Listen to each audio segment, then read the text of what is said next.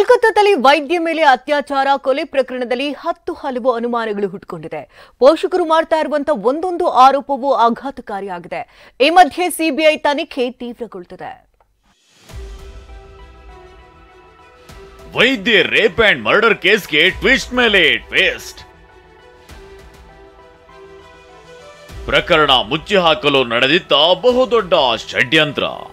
ಕೋಲ್ಕತ್ತಾದ ಆರ್ಜಿಕರ್ ಆಸ್ಪತ್ರೆಯ ಸೆಮಿನಾರ್ ಹಾಲ್ನಲ್ಲಿ ಜೂನಿಯರ್ ವೈದ್ಯನ್ನ ಅತ್ಯಾಚಾರ ಮಾಡಿ ಕೊಲೆಗೈದ ಕೇಸ್ ದಿನದಿಂದ ದಿನಕ್ಕೆ ಹೊಸ ತಿರುವು ಪಡೆದುಕೊಳ್ತಿದೆ.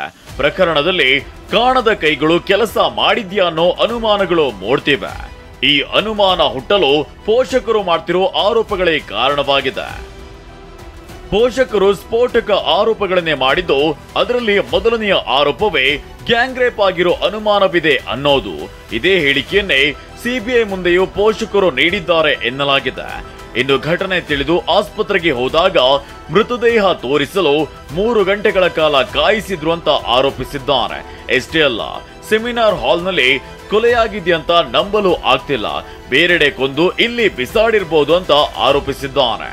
ಇನ್ನು ಅಂತ್ಯಕ್ರಿಯೆಗೆ 3 ಶವಗಳು ಬಾಕಿ ಇದ್ದಾಗ್ಲೂ ನಮ್ಮ ಮಗಳದ್ದೇ ಮೊದಲು ಅಂತ್ಯಕ್ರಿಯೆಯನ್ನ ಮಾಡಿದ್ದಾರೆ.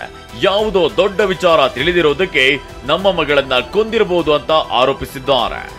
ಇನ್ನು ಈ ಎಲ್ಲ ಆರೋಪಗಳನ್ನ ಮಾಡ್ತಿರೋ ವೈದ್ಯ ಪೋಷಕರು ಪಶ್ಚಿಮ ಬಂಗಾಳ ಸಿಎಂ ಮಮತಾ ಬ್ಯಾನರ್ಜಿ ವಿರುದ್ಧ ಆಕ್ರೋಶ ವ್ಯಕ್ತಪಡಿಸಿದ್ದಾರೆ.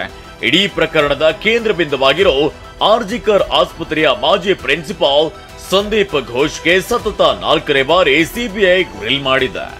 ಕಾಲ್ ರೆಕಾರ್ಡ್, ವಾಟ್ಸ್ಆಪ್ ಚಾಟ್ಗಳನ್ನ ಸಿಬಿಐ ತನಿಖೆಯನ್ನ ನಡೆಸುತ್ತಿದೆ. ಈ ವೇಳೆ ವೈದ್ಯ ಪೋಷಕರನ್ನ ಮೃತದೇಹ ತೋರಿಸದೆ 3 ಗಂಟೆ ಕಾಲ ಕಾಯಿಸಿದ್ದು ಏಕೆ ಅಂತಲೂ ಸಿಬಿಐ ಪ್ರಶ್ನಿಸಿದೆ ಎನ್ನಲಾಗಿದೆ. ಸಂಜಯ್ ರಾಯ್ ಸುಳ್ಳು ಪತ್ತೆ ಪರೀಕ್ಷೆಗೆ ಹೈಕೋರ್ಟ್ ಅಸ್ತು. ವೈದ್ಯ ಕೊಲೆ ಆರೋಪಿ ಸಂಜಯ್ ರಾಯ್ ಕೃತ್ಯ ನಡೆದ ದಿನದ ರಾತ್ರಿ ಹಲವು ಬಾರಿ ಮದ್ಯ ಸೇವನೆ ಮಾಡಿದ್ದ ಎನ್ನಲಾಗಿದೆ. ಆಸ್ಪತ್ರೆಯ ಹಿಂಭಾಗ ಮದ್ಯ ಸೇವಿಸಿ ಹಲವು ಬಾರಿ ಒಳಗೆ ಹೊರಗೆ ಓಡಾಡಿರುವ ಸಿಸಿಟಿವಿ ದೃಶ್ಯಗಳು ಸೆರೆಯಾಗಿವೆ ಎನ್ನಲಾಗಿದೆ. ಸಾಕ್ಷ್ಯ ನಾಶಕ್ಕೂ ಯತ್ನಿಸಿ ರಕ್ತದ ಕಲೆಗಳನ್ನ ತೊಳೆದಿರುವುದಕ್ಕೆ ಪ್ರಾಥಮಿಕ ಸಾಕ್ಷ್ಯಗಳು ಸಿಕ್ಕಿವೆ ಎನ್ನಲಾಗಿದೆ. ಹೀಗಾಗಿ ಸಂಜಯ್ ರಾಯ್ಗೆ ಸುಳ್ಳು ಪತ್ತೆ ಪರೀಕ್ಷೆ ನಡೆಸಲು ಸಿಬಿಐ ಕೋಲ್ಕತ್ತಾ ಹೈಕೋರ್ಟ್ ಒಪ್ಪಿಗೆ ಪಡೆದಿದೆ. Bureau report, TV9.